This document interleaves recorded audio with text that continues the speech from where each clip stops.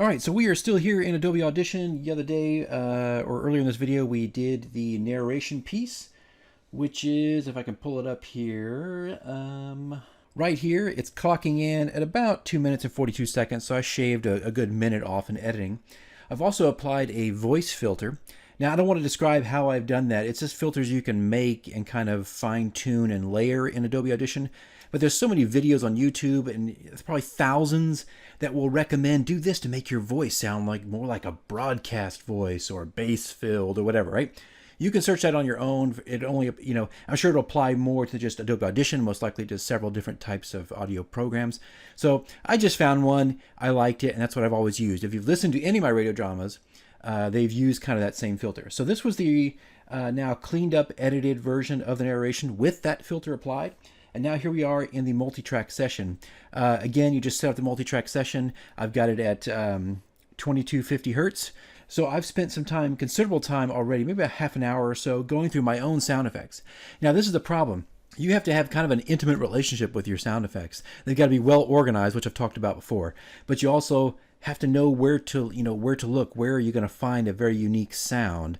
And so I've got thousands of sound effects. A lot of times I do have to parse the wheat and go through and find the ones I want. Other times, though, I'm so familiar with them, I know kind of where to go. But I wanted to show you what this all sounds like now as a layer. I've got, like, right now about 5 tracks. You can do, I think, up to 64 or something in Adobe Audition, or maybe less, I'm not sure. Maybe 100, maybe 2,000, I don't know. But anyway, track 1 is the narration. Now I'm just going to go ahead and play this like 5 seconds, and you can hear it without any of these other effects, right? So this is typically what I would do. So here we go. Here's the opening narration with the filter applied. Thunder echoes in the realm as the winds howl with fury across a landscape of jagged black mountains. All right, so my voice has changed, right? The cadence is all there, but a little bit deeper, right? All right, so that's kind of that's the narration, right? With none of this stuff. Now, I don't like to cut in the narration immediately. I like to give it a 5 to 7 second pause as environmental effects come on, So let's go ahead. I'm going to unmute these one by one so you can kind of hear the layering, right? Let me actually mute that. Here is the tribal drum, something I found on a site called freesound.org. It's just tribal drums, right? And let's hear what those sound like as they kind of fade in.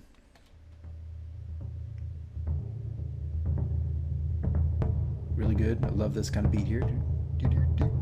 I've got a really low. I've actually increased or decreased the volume on this. Now, this actually ends right here, and we're going to get into looping in just a second. But really, this sound file is only about just over a minute. Let's say it looks like it's about minute 15, minute 20. And I looped it, so it just keeps going. All right, so there we go. Now we have now you can just hear kind of the tribal drums. Let's mute that. Now let's go into the next thing, which is the thunder. Right, here we go. Thunder's thunder, right?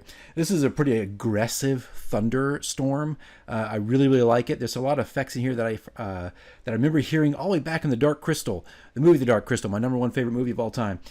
So someone's either pulled from that or they found the original sound files. I'm not sure. I'm sure it's been used in a lot of films, but I specifically remember it being in The Dark Crystal. But this is the thunder effects coming in right before my narration. Listen to that. It's just grisly. It's just so aggressive. Now I found this chant. This chant comes from the game Morrowind. I'm sure most people out there have heard of that.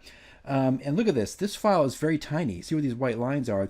The file is only like a few seconds long, but I looped it, which is just a command here. So I can hit right-click, loop, and then I could just drag this file out for as long as I want. You can't do it with everything because some things will sound like garbage if you try to loop them. But little things like this work. All right, so let's listen to the looping, or sorry, the chant. Got to fade in. I've also lowered it by 10 decibels. All right, there you go, right? Another layer in the background. It's a little bit lower. The thunderstorm may be a little bit too high still, but it's just in the background. Next one is rain. Okay, just rain.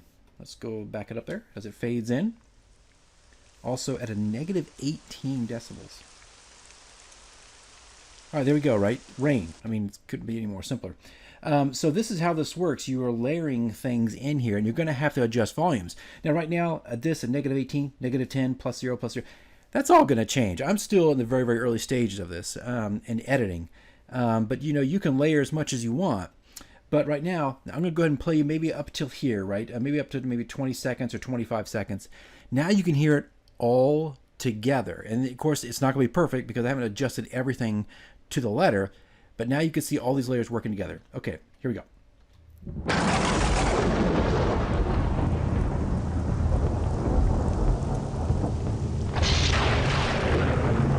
Thunder echoes in the realm as the winds howl with fury across a landscape of jagged black mountains.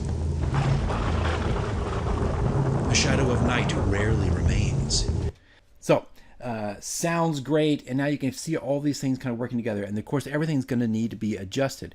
This was actually a perfect break because the thunderstorm came in exactly where I needed it. I don't need much else there either. I'm trying to be minimalist here. Minimalist? Yeah, minimalist.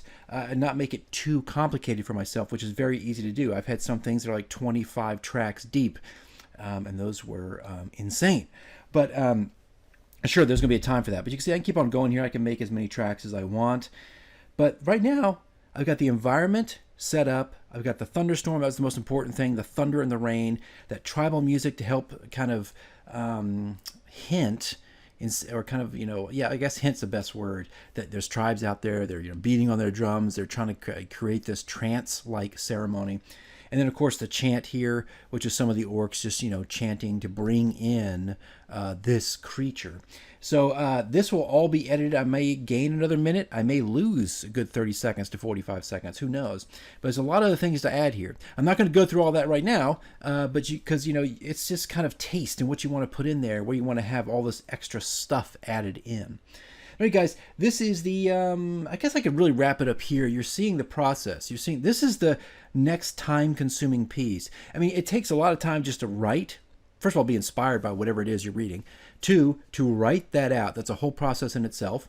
And then, of course, to record it. And this is the next big time chunk here, is putting kind of all this together and making sure, like, the volumes are correct and things are reading and sounding correct. And, just crossing your fingers and hoping it works out well. So this is the process, guys. This is the radio drama work. And, it could take 10 hours to do. It could take 15. I've definitely had it hit that before. But I'm trying to scale back and make things simple and get these done within hopefully just a few hours. I hope this shed some light on some of the things I do. This is going to be ongoing. I'm going to probably have maybe 2 to 3 more tracks and much more density. I'll revisit this one more time to show you what it looks like in the end and how, and give you like a quick 10-second sample. And hopefully by then, actually, it'll be up on my radio drama. It'll be up on my SoundCloud where you could go listen to it in its entirety.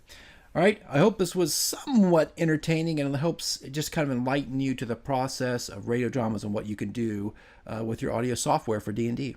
All right, guys, that's it. I'll see you either in the next portion or another video. We'll see how this goes. All right, guys, see you in the next one.